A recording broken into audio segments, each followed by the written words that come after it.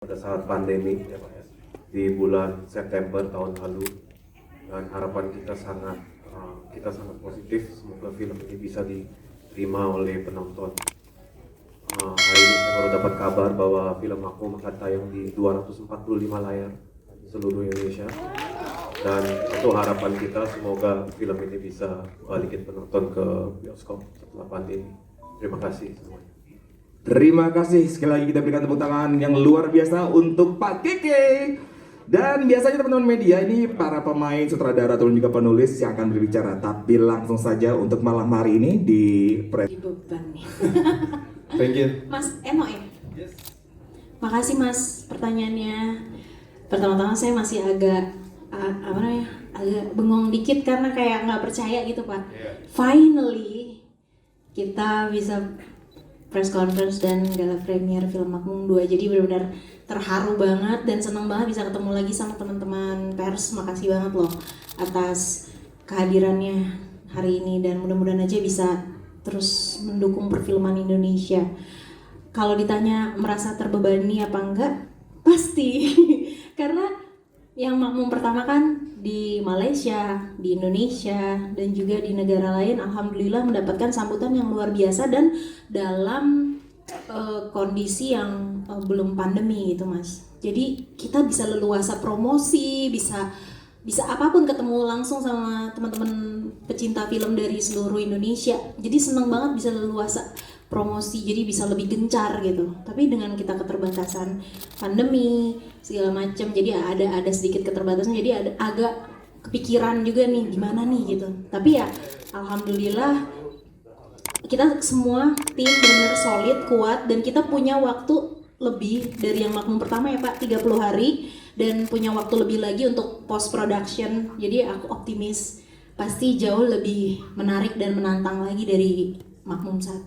Dan aku juga makasih banget Pak Keke udah ngajakin, Mas Guntur makasih banget, bangga banget bisa main sama sutradara, pemain, semuanya juga Riza, thank you. Kayak anak-anak semuanya all cast mainnya benar-benar totalitas banget. Jadi aku ngerasa yakin banget ini akan jadi produksi yang bagus banget. Gitu Mas, makasih. Maaf ya kepanjangan. Oke, cukup terjawab Mas. Oke, selamat malam. Terima kasih teman-teman media. Bertemu lagi. Kemarin ketemu lagi. Filmnya bareng lagi hari ini. Aru tuh. Kenapa syuting di Ciamis? Karena sebenarnya setting lokasinya adalah harusnya di Jawa Timur. Totalitas banget. Jadi aku ngerasa yakin banget ini akan jadi produksi yang bagus banget. Gitu Mas, makasih. Maaf ya kepanjangan.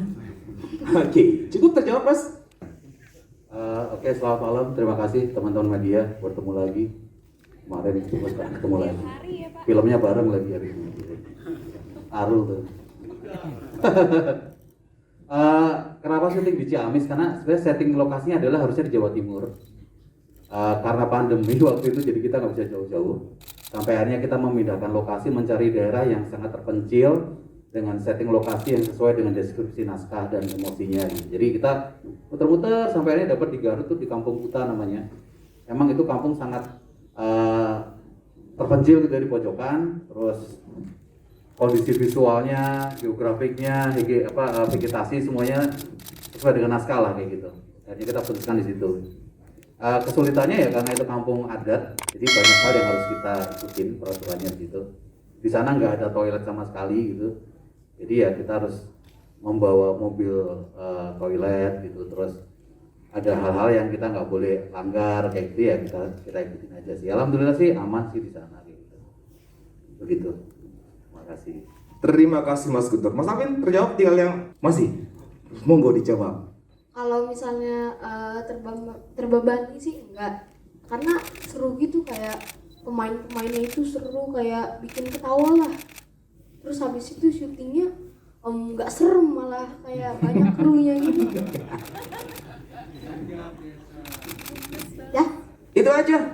Jason, kalau yang paling seru di antara seluruh pemain ini ada Om Samuel, ada Tante Titi, ada siapa lagi tuh? Ada Tante Vidya. Siapa? Semua iseng. Tapi good job ya, bagus banget. Berikan tepuk tangan sekali. Benar-benar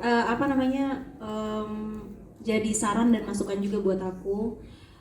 Kalau bersahabat dengan konsep ya sejujurnya ya aku cuma berusaha, apalagi kalau lagi sholat subuh ya atau apa, berusaha sekhusyuk mungkin gitu, dan berusaha nggak berpikir yang gimana-gimana. Emang total harus, kalau saat kita sudah meluangkan waktu untuk beribadah, kita harus total benar-benar khusyuk, nggak boleh kepikiran apapun, nggak boleh lagi mikirin hal-hal lain yang bersifat duniawi gitu ya. Tapi memang namanya manusia, kadang-kadang kita suka terganggu konsentrasinya akan satu dua hal. Semisalnya saat aku lagi sendiri, lagi nggak ada yang nemenin gitu, tidurnya atau apa, nah itu baru agak-agak ada sedikit kepikiran gitu ya.